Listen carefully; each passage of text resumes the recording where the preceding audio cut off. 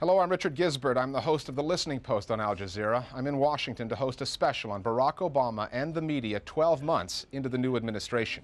Barack Obama came to office with the reputation of a master communicator. He had harnessed the power of new media and won over skeptics in the mainstream media. However, 1 year later, his poll numbers are falling. He's got critics on both the left and the right. The honeymoon is definitely over, and the question we ask is, can the relationship be revived? Before we get to our guests, here are some of the images and sound bites you'll remember from the past 12 months. Preserve, protect, and defend the Constitution of the United States. So help you God? So help me God. Congratulations, Mr. President.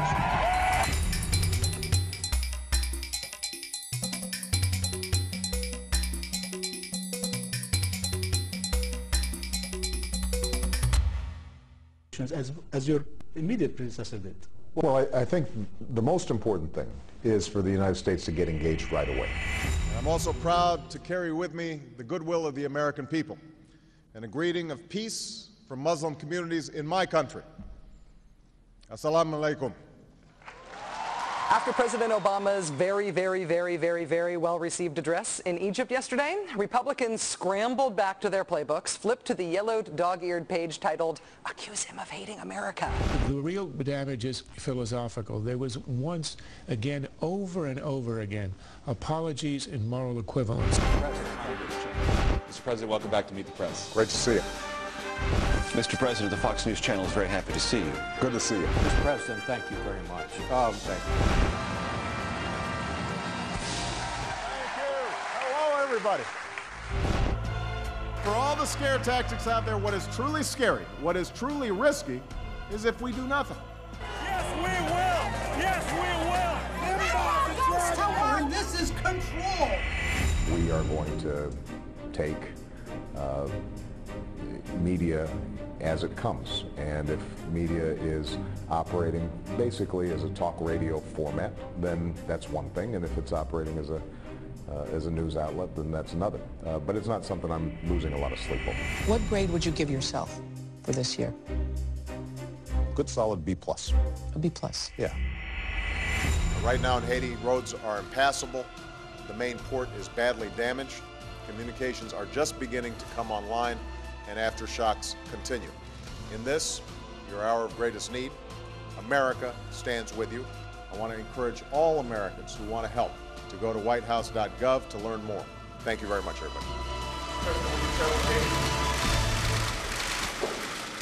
Today I'm joined by Marcia Kuntz of Media Matters, a media watchdog organization that spends a lot of time calling out news organizations in the U.S. for the quality of their reporting. Faz Shakir of the Center for American Progress has been active in the Democratic Party. He wrote a book about the impact of new media on the election that brought Obama to power. And David Frum is a former speechwriter for the George W. Bush White House. He runs a website called frumforum.com dedicated to the renewal of the Republican Party, the conservative movement. He often writes on the media aspect of that process, which is obviously important. David, even people who like Barack Obama suggest that he's in the media too much, that he's overexposed. What do you think about that? This is an unsolvable problem for the modern presidency. In a modern media democracy, we've corroded people's patience with institutions. People are, when there's a problem, there's a crisis, they do not want to see the head of some agency, they do not want to see the Secretary of the Treasury or the Secretary of Defense, they want to see the leader of the nation speak. So it is inescapable, the demand for him, and yet that also means that he's there too much. There is no middle way. It's either too much or too little. You never get it right. It's impossible. I think that there's an understanding in the White House, however, that their strongest asset is the president, that when he communicates on behalf of the administration, people listen, and he's the most effective communicator. I think to the extent that I would criticize the administration is that they haven't developed or been willing to develop other voices. I think Secretary Hillary Clinton could be used as a domestic voice far more usefully than she has been thus far. And quite honestly, there's plenty of other voices. Nobody knows a lot of the secretaries. And I think that's by design because they want Obama to be the messenger for the White House. But the flip side is you're taking your strongest asset and perhaps by overexposing him, you're weakening that asset.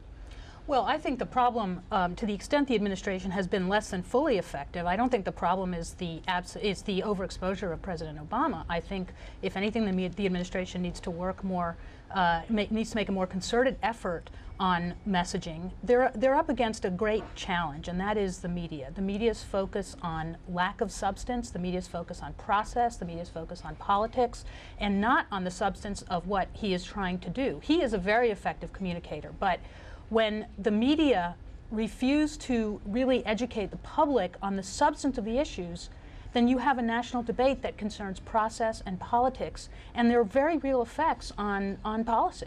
And you're talking about the media because they're in crisis, they're in desperate shape for ratings, they'll put anything out there that they can, get the news out there, and without getting deep into the policy and the explanation of that policy. Yes, I don't think this is anything new, however. I mean, this race for ratings or anything else. The absence of a real focus on substance, I don't think is anything new. I think that this year we have seen very tangible negative results of that focus. Okay, but let me just try something on you, because when I watched Obama with that Haiti press conference on the Thursday, he wasn't just leading, he wasn't just promising the people of Haiti that the Americans would be there for them. He was giving out information. He was almost acting like some kind of UN information officer. He was giving the website address at the White House. And it struck me, and maybe wrongly, that he was almost like the global anchorman, the world's anchorman, that he's delivering information as well as promising leadership. We've had 16 years of highly emotional presidents. Bill Clinton and George Bush, they may have differed about a lot of things, but they are both huggers. We now have a president who's very cerebral, whose emotional tone is very cool, and we have him at a time of extreme economic distress. And that, I think the media in all of this plays a relatively small role compared to the hard fact of 10% unemployment, over 2 million home foreclosures, financial markets that are only now finding their way back to normality. In all of that, people look to the president. They want to see an emotional connection. And Barack Obama, for all of his intellectual brilliance, is not a great emotional connector.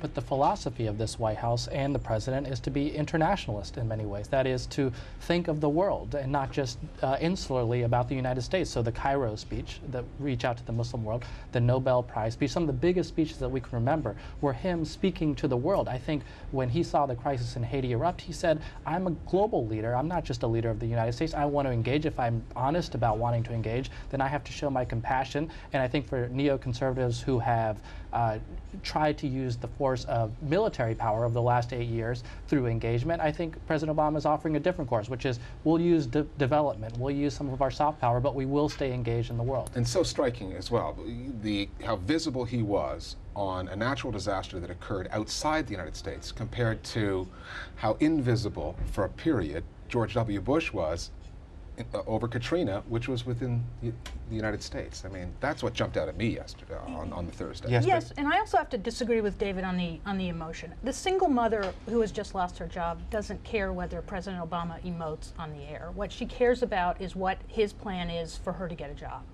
And I think to the extent that the administration needs to explain, I think the administration needs to explain why it is that in a time of great recession, you spend money. But you disagree with the notion that the cerebral aspect of Obama's makeup, and nobody questions this guy's intellectual horsepower, is, you know, his failure to disconnect is what, to connect is what some people are saying. You know, and oftentimes the comparison is made to George W. Bush, but if you go back to the previous president, Clinton was the master of emoting. He was a wonk on policy, but he could connect with everybody in a way that Obama, let's face it, cannot quite manage.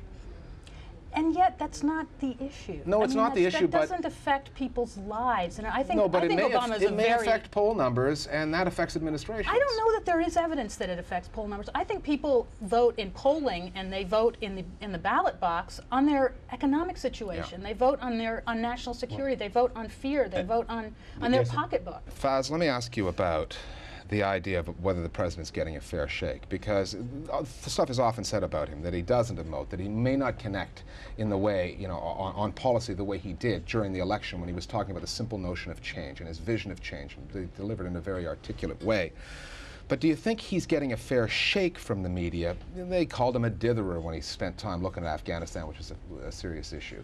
I mean, is he getting the chance, or is he just being sold short by media that are out to get him? I think that there's a desire by the media to play a horse race game. That is, who's up, who's down, who's attacking whom. And I think to the extent that I criticize the media, it's for devoting too much space to unsubstantive arguments. So when Rush Limbaugh would say, I hope the president fails, there's suddenly a media firestorm around a radio pundit making a silly claim against a president who now has to defend himself about whether he's actually out to see the nation fail. I think that has repeated itself over and over. You can see some of the most idiotic of right-wing pundits, Glenn Beck, down the line, have been a thorn in the side of the White House because they are just lobbing racism accusations, whether he's got a birth certificate, and all of them have demanded the president's time, the president's communications time. And some of it sticks. You're talking about Rush Limbaugh, who's the talk radio host, the biggest, most influential probably in the country.